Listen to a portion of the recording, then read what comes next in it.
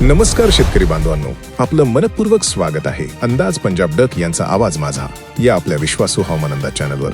आज दिनांक 16 मे। आज महाराष्ट्रातील हवामानामध्ये पुन्हा एकदा मोठे बदल दिसून येत आहेत। राज्यामध्ये काही भागात उष्णतेची लाट तर काही भागात विजांच्या कडकडाटासह पावसाची शक्यता हवामान विभागाने वर्तवली आहे। विदर्भ विभागामध्ये नागपूर, अमरावती, अकोला, यवतमाळ, वर्धा, भंडारा, गोंदिया आणि चंद्रपूर या भागात दुपारनंतर ढगाळ वातावरण तयार होऊन काही ठिकाणी विजांसह हलक्या ते मध्यम पावसाची शक्यता आहे। काही भागात जोरदार वारे देखील वाहू शकतात। तापमान 38 ते 42 अंश सेल्सिअस पर्यंत जाण्याची शक्यता आहे। मराठवाड्यामध्ये नांदेड, परभणी, लातूर, बीड, जालना आणि हिंगोली भागात उकाडा कायम राहणार असून संध्याकाळच्या सुमारास काही ठिकाणी मेघगर्जनेसह अवकाळी पावसाचा अंदाज आहे।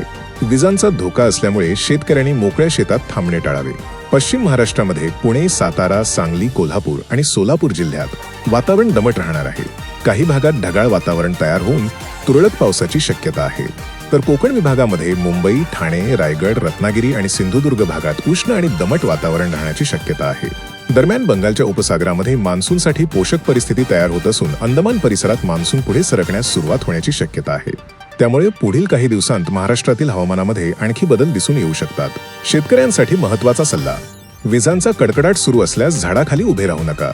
फवारणी आणि काढणीची कामे हवामान पाहूनच करा। जनावरांना सुरक्षित ठिकाणी बांधून ठेवा। दुपारच्या तीव्र उष्णतेमध्ये बाहेरची कामे शक्यतो टाळा।